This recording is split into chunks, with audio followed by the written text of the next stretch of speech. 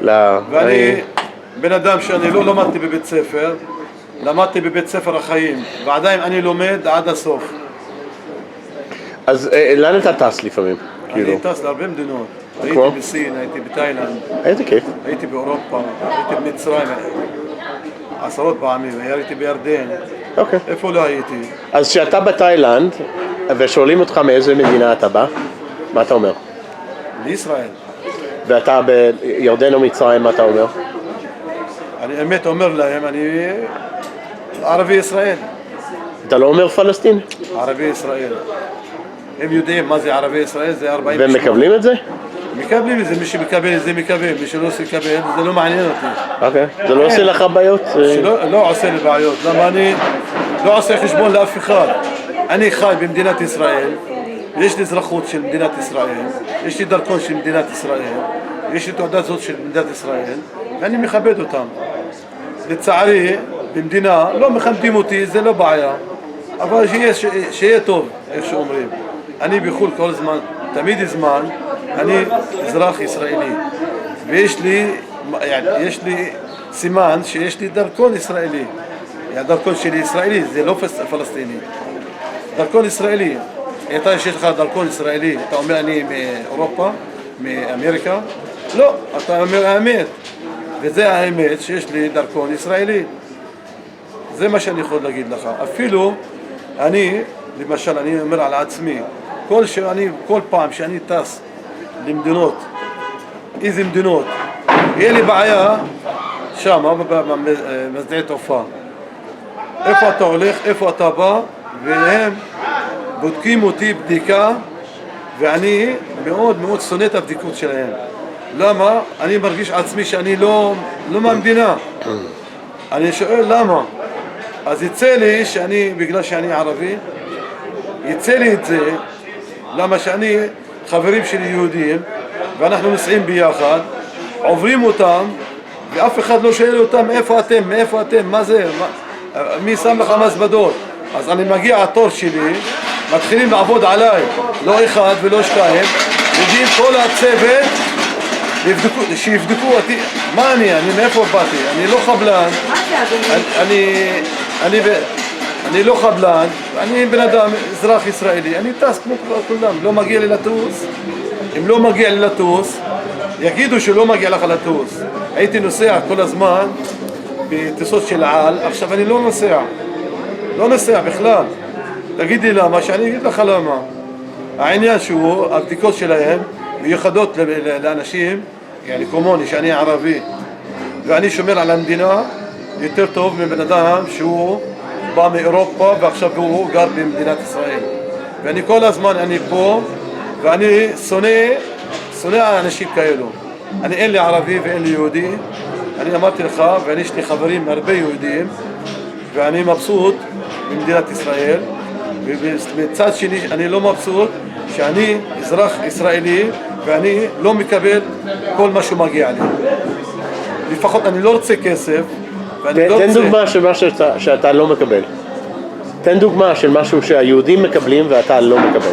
הדוגמה הזה, האמת, אני ראיתי את זה מול העיניים שלי, ומסדעי תעופה בתל אביב. שהם בודקים אותך יותר. אני הולך איתך, למה אתה כן עובר ואני לא? תעמוד בצד, תגיד לי, למה? בגלל הצבע שלי? בגלל שאני ערבי? לא, כי הרוב האנשים שרוצים לעשות טרור זה מוסלמים. זה עניין טרור, זה לא במדינת ישראל, אזרח ישראלי. למה אתה אזרח ישראלי ואני לא? לא, ברור שאתה ישראלי. אני הולך איתך לטיול. אתה לא בודקים אותך ואני בודקים אותי מלמעלה עד למטה. עד היום לא היה אף יהודי שיפוצץ מטוס והיו מלא פלסטינאים. זה לא ישראלי, ערבי ישראל, עשה את זה. תן לי דוגמה. היה מישהו עם אקדח לפני שנה שירה ביהודים בתל אביב, הוא היה אזרח ישראלי. זה לא מטוס, סחבי. טוב, אבל זה אותו פרינציפ. אני לא רוצה להיכנס לפוליטיקה, אין סוף לפוליטיקה, ואני שונא את זה. למה כל מה שאתה אומר עליו, אני לא שייך לאף אחד, אני שייך לעצמי. אם אתה יש יהודי שהוא לא בסדר, אז כל היהודים לא בסדר? תגיד לי, אתה תענה לי. בצדק, כן. אז כל היהודים לא בסדר? תגיד לי. לא, אתה צודק, בזה אתה צודק. אתה יודע איזה הצבעות שלך, אותו גודל, תסלם את הקו שלי. כל אחד משתנה, נכון? אז אני משתנה על אח שלי, ואח שלי משתנה על השכן שלי. אבל אוקיי, נגיד מצב אחר, לא נגיד. איזה מצב שהיה, אחר רגע, שאני אסביר לך? אתה צודק שחייבים להתייחס אליך בשוויון. אתה צודק ב100%. כן. 1,000,000%. אבל נגיד מה היה מצב, רגע, רגע, אני אתן לך. עוד מצב אני אגיד לך. בן אדם שיש לו אדמה, טאבו, יש לו טאבו. אז הוא לא רוצה לתת לו רישיון שיבנה את הדירה לילדים שלו. איפה ילכו ילדים?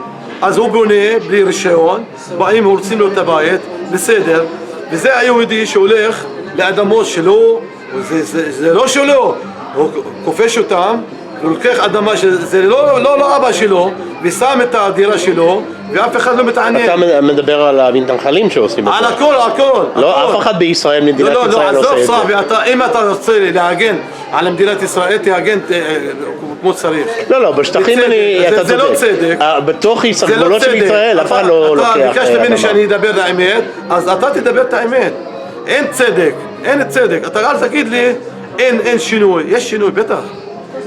הוא מותר לו לבנות על הקרקע שלו ולא לאבא שלו, ואני יש לי קרקע של סבא שלי ואסור לי לבנות, אז מה היתרון? איפה הילד שלי יתחתן? מאיפה להביא כסף של דירה שעולה הכי פחות זה 1,000,000 שקל? תגיד לי, מה, אנחנו רוצים להיות עבריינים ולגנוב ולהיות להביא כסף ללא חוקי? אני לא אוהב את זה. אז תנו לאנשים שינשמו אוויר, תעשה רישיון, תקבל, הוא משלם כל המסים, והוא חי במדינת ישראל, והוא אזרח ישראלי, והוא מגיע לו איך שמגיע לחיים, מגיע למחמוד, איך מגיע למשה, מגיע למחמד. כולנו בני אדם, ואנחנו חיים במדינה אחת, וזהו. זה מה שאני אגיד לך, אבל תדע לך, תפרסם את זה, אין צדק במדינת ישראל. יש לנו אחלה מדינה בעולם, אבל לצערי המנהגים הם תופסים את הזנב, לא תופסים את העניין עצמו. אמת, אין צדק. אני אומר לך, אין צדק. למשל, אני מכבד ביבי נתניהו, הוא מעשן סיגר, הוא שותה וויסקי, הוא שותה יין, והוא עושה מה שהוא רוצה, הוא מרביץ, בסוף הוא אומר, סליחה, ואני מכבד אותו, ואני רוצה להצביע עוד פעם בשבילו. הוא המנהיג הכי חזק במדינת ישראל, בכל זאת. למה אתה מצביע בשבילו אם אתה לא אוהב אותו? מה?